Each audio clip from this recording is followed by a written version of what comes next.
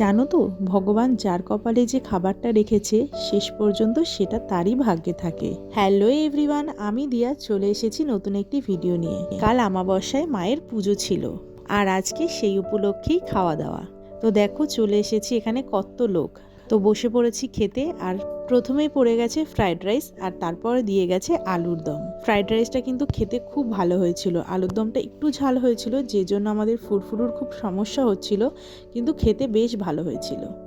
আর দেখো আমাদের ফুরফুরু শুধু শুধুই ফ্রাইড রাইস খাচ্ছে আলুর দম ছাড়া। তারপর এখানে ফ্রাইড রাইস খাওয়া হয়ে গেছে আর চাটনিও পড়ে গেছে। তারপর এখানে দেখো পাঁপড় দিয়ে দিয়েছে, পাঁপড় দিয়ে চাটনিটা খেয়ে নিলাম। চাটনিটা খেতে না খেতেই দেখো এখানে একটা মিষ্টি দিয়ে গেছে। ও, এটা তো গোলাপ জামুন ছিল। আরও একটা মিষ্টি ছিল, মানে নলেন গুড়ের রসগোল্লা ছিল। তো আমি নলেন গুড়ের রসগোল্লাটাই খেয়েছি, এই গোলাপ জামুনটা আমি কিন্তু খাইনি। কি করেছি সেটা তোমাদের পরে দেখাচ্ছি। আর তোমাদের তো আগেও বলেছি ফুরফুরু মিষ্টি খেতে বেশ ভালোবাসে, আর দেখো এখানে গোলাপ জামুন খাচ্ছে আর আমাকে জিজ্ঞাসা করছে ভেতরটা পিঙ্ক কালার কেন। আর আমি ওকে বললাম তাড়াতাড়ি খাওয়া শেষ কর। তো আমাদের খাওয়া শেষ হয়ে গেছে এবং তাড়াতাড়ি আমরা দোকানে যাচ্ছিলাম, কারণ মা দোকানে একা রয়েছে। আর আমাদের ফুরফুরুকে দেখো খেয়ে তাড়াতাড়ি হাঁটতেই পারছিল না, তাই আমি ওর সঙ্গে গল্প করতে করতেই আসছিলাম। তারপর আমাদের দোকানের চাপটা একটু কম হওয়াতে মাকে গোলাপ জামুনটা দিয়ে দিলাম। আজকের জন্য এই পর্যন্তই, দেখা হচ্ছে নেক্সট ভিডিওতে। টাটা।